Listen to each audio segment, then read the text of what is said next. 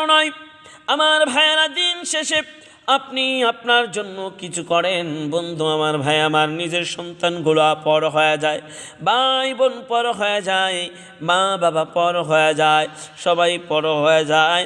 এই জন্য বলি বাবা, আপনি নিজের জন্য কিছু করেন, যাতে কখনো যদি দরকার পড়ে অন্তত যেন আপনার কাফনের কাপড় আপনি নিজের টাকা দিয়ে কিনতে পারেন। আমার ভাই, আমাদের গ্রামের ছেলে বিদেশ থেকে সব টাকা বউর কাছে পাঠায়, বউ মজা করে, আনন্দ করার টাকা দিয়ে চলাফেরা করে, বউ জমা করলো টাকা পয়সা। আমার ভাইরা, বছর কয়েক যাইতে না যাইতে যুবকটাও অসুস্থ হয়ে যায়। বউকে বলে আমি অসুস্থ। বউ বলে না, এত তাড়াতাড়ি আসা যাবে না, তুমি আসলেও হবে না, আরও পরে আসো, টাকা পয়সা ইনকাম করে আসো।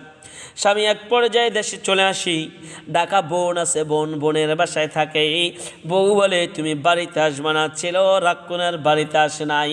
এরকম দীর্ঘ 2 থেকে 3 মাস হয়ে গেছে, এখনও সম্ভবত ঢাকায় রয়েছে, নিজের বাড়িতে যায় নাই। রোজার ঈদ গেলেও দেশে থাকার পরেও আমার ভাইয়েরা, ঈদুল আজহা, কোরবানির ঈদ চলে গেল, অথচ ছেলেদের স্ত্রীর কাছে আসতে পারলো না। ভালোবাসা কোথায় গেল বলেন? টাকার কাছে হাইরা গেল। দেশে থাকার পরেও সন্তানের কাছে আসতে পারলো না, বাবা অসুস্থ, ঢাকা বোনের বাসায় থেকেই আবার নতুন কাজ করে আর নিজের শরীরে চিকিৎসা করে। না শ্বশুর গেছে দেখতে, না শাশুড়ি গেছে দেখতে, না বউ গেছে, না ছেলে মেয়েরা।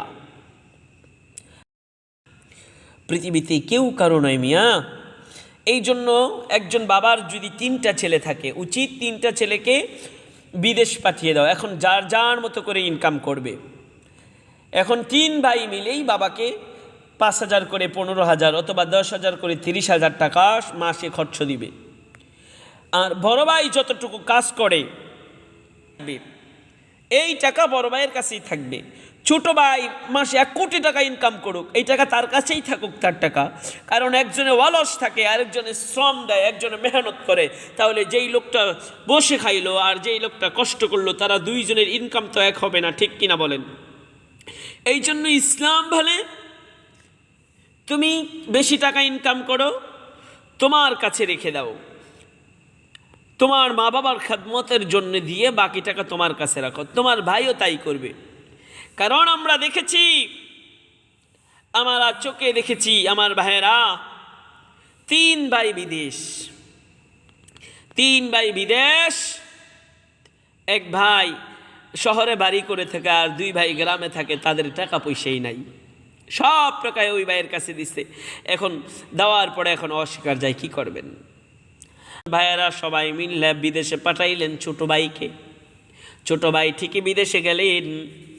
বিদেশে গিয়ে শ্বশুরের কাছে টাকা পাঠায় নানা রকমভাবে জায়গা কিনলেন। 1 লাখ টাকা বেতন পড়লে, 40,000 টাকা বেতন পড়লে বলতেন আমার 20,000 টাকা বেতন, খাওয়া দাওয়ার পরে 15,000 টাকা থাকে, আর বাকি টাকা আলাদা জোলা করছে। এমন আছে না নাই বলেন? এরা মুসলমানের সন্তান, এমন আছে না নাই? এই জন্য ইসলাম বলি তুমি যত টাকাই ইনকাম করো না কেন, তোমার কাছেই থাকো, খেদমতের জন্য মা বাবাকে টাকা দাও।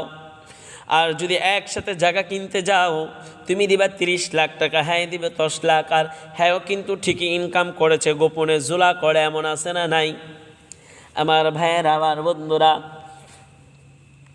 আমাদের এত বড় ব্যবসা, মুদিমালের দোকান, এরা মুসলমানের সন্তান। পুরনো দিনের কথা বলছি, ছোট সময় দেখেছি, হঠাৎ করে ব্যবসায় অনেক টাকা ঋণ রাইগা গেছে। মানুষ বলে কি ঋণ কেন? এত ঋণ বুঝে নাই ব্যবসা, অথচ আলাদাভাবে জায়গা জমিন ক্রয় করেছে, সত্য কিন্তু গোপন থাকে না।